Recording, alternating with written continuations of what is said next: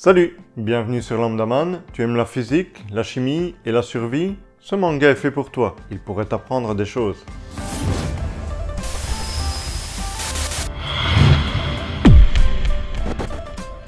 Quand on a demandé à Poutine comment se passerait la Troisième Guerre mondiale selon lui, il a remixé une citation d'Einstein en disant « Je ne sais pas vous dire comment va se passer la Troisième Guerre, mais je peux vous dire comment se passera la Quatrième, au bâton et au caillou, car la Troisième sera la fin de la civilisation. » Oui, c'est une traduction instantanée. Imagine un monde sans technologie, sans électricité, sans smartphone ni internet, revenir à l'âge de pierre. Salut Pierre! Salut Pierre! Salut Pierre! Salut Pierre! Serions-nous capables de tout réinventer? Je pense que ce manga pourrait nous servir de guide. Bon, ou presque. Tu vas découvrir Taiju, un simple lycéen athlétique, au QI limité mais très honnête. Et son ami Senku, grand passionné de science. Et c'est peu de le dire. L'histoire démarre sur Taiju qui raconte à Senku qu'il est amoureux depuis 5 ans de Yuzuria et qu'il compte lui avouer ce sentiment. N'écoutant que son cœur et encouragé par Senku, il donne rendez-vous à l'élu de son cœur sous un arbre dans l'enceinte de l'école. Un camphrier. Oui, c'est un détail, mais voilà, je te le donne. Il peine à trouver ses mots, mais se décide pile au moment où un flash vient les interrompre et va pétrifier toute la population mondiale. Il a juste le temps de pousser Yuzuria contre l'arbre et d'essayer de la protéger, mais en vain bien sûr. Tous les humains de la Terre sont ainsi changés en pierre et les années commencent à défiler. La nature reprend de plus en plus ses droits, pendant que les humains, eux, commencent à perdre leur conscience. Parce que oui, ils sont transformés en pierre, mais ils ont conscience d'être figés. Ils n'ont pas besoin d'être nourris ni d'aller aux toilettes apparemment. Convenient. C'est là que nous retrouvons Taiju qui, grâce à la motivation de pouvoir avouer un jour ses sentiments à sa bien-aimée, a réussi à rester conscient pendant de très longues années et parvient même à sortir de sa pétrification. Après un moment de joie de pouvoir à nouveau bouger, tiens, il n'a pas les muscles atrophiés. Convenient. Il découvre qu'il est dans une grotte et quand il en sort, il n'en croit pas ses yeux.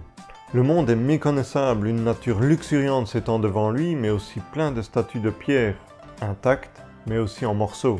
C'est alors qu'il se met à la recherche de Yuzuria en essayant tant bien que mal de s'orienter pour retrouver le fameux camphrier. Tu vois que c'est un détail pas si anodin finalement. Après un moment de recherche, voilà qu'il trouve cet arbre qui est devenu gigantesque et qui a gardé sa bien-aimée intacte. Après des retrouvailles douloureuses, il jure de pouvoir lui redonner vie, et c'est là qu'il découvre, gravé sur l'arbre, un message à son attention. C'est de la part de son ami Senku qu'il invite à le rejoindre en suivant la rivière à proximité de l'arbre. Et quel bonheur pour lui après autant d'années de retrouver son ami, et de savoir qu'il n'est pas tout seul dans ce monde devenu sauvage.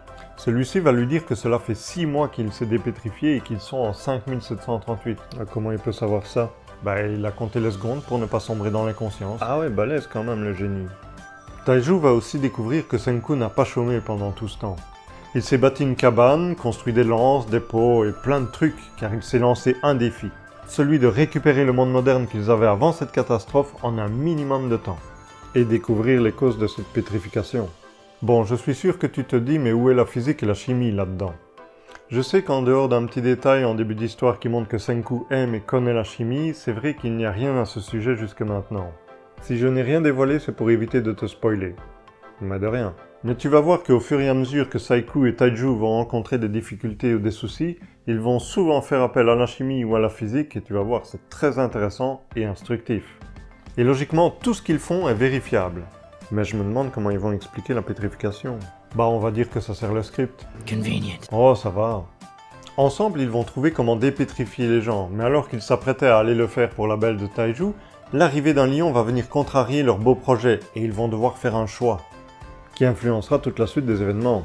Mais si eux sont sortis d'eux-mêmes de leur état pétrifié, sont-ils les seuls à l'avoir fait? Tout le monde avait-il bien été pétrifié? Comme ceux qui prenaient le métro au moment du flash par exemple, vu qu'ils étaient sous terre, est-ce qu'ils ont été touchés? Beaucoup de choses sont à découvrir, beaucoup d'expériences en vue et c'est vraiment bien foutu. Voilà, je sais pas quoi rajouter pour te convaincre qu'il en vaut la peine, à part va l'acheter et tu verras. C'est un duo qui va réaliser cette œuvre. L'auteur est Richiro Inagaki, qui est l'auteur de iShield 21, dont, si tu te souviens, le dessinateur était Yusuke Murata, qui a fait les dessins pour One Punch Man pour One. Tout est relié, c'est une grande famille. Ici, ce n'est pas Murata qui va dessiner, et je suis content de pouvoir te présenter ce mangaka car c'est l'un de mes préférés. Enfin, c'est mon préféré en termes de dessin. Il est doué comme auteur aussi, vous verrez. Il s'agit de Boichi. C'est un pseudonyme, son vrai nom c'est Park Nujik. Oui, son nom n'a pas une sonorité japonaise, c'est normal, c'est un mangaka sud-coréen, ou manhwaga comme on dit dans la langue coréenne. Vous aurez remarqué que ça se ressemble un peu quand même. Il est connu notamment pour avoir écrit et dessiné le fameux Sunken Rock. Attention que c'est pour un public averti car l'histoire se passe dans le monde mafieux coréen, il est donc très cru, mais il est excellent.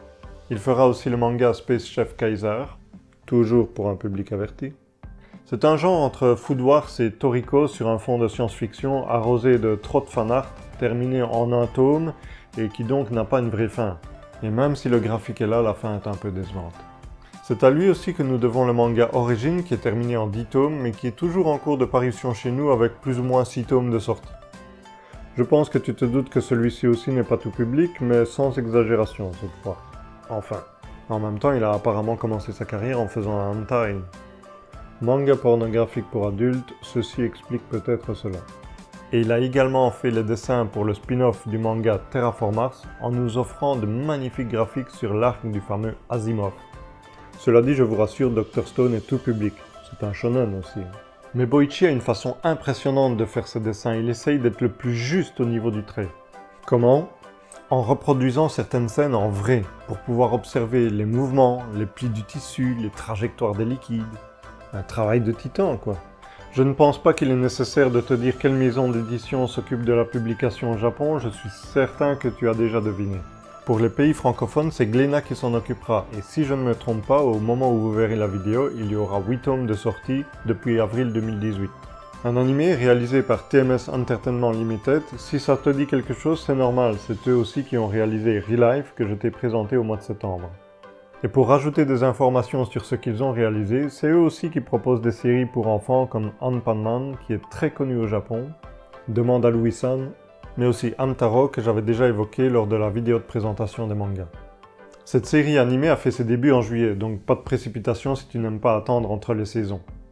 Voilà, j'espère que je t'ai donné envie de découvrir ce manga. Je te mets un lien en description pour découvrir un extrait gratuitement. Si tu le connais déjà, dis-moi ce que tu en penses dans les commentaires. Sans spoil, hein, tu sais bien. Je n'ai pas encore tout lu parce que j'aime bien garder 1 ou 2 tomes pour les cliffhangers insoutenables. Ou tu peux me faire un petit coucou, j'aime bien lire vos messages. N'oublie pas aussi le pouce en l'air qui me fait très plaisir et qui est à référencer la chaîne, ainsi que de partager la vidéo pour faire connaître le manga et la chaîne par la même occasion. Merci beaucoup, c'est très gentil à ceux qui se donnent cette peine. N'oublie pas aussi de t'abonner si ce n'est pas encore fait et d'activer la petite cloche pour être au courant des sorties vidéo. Sur ce, je te dis à la prochaine. Salut!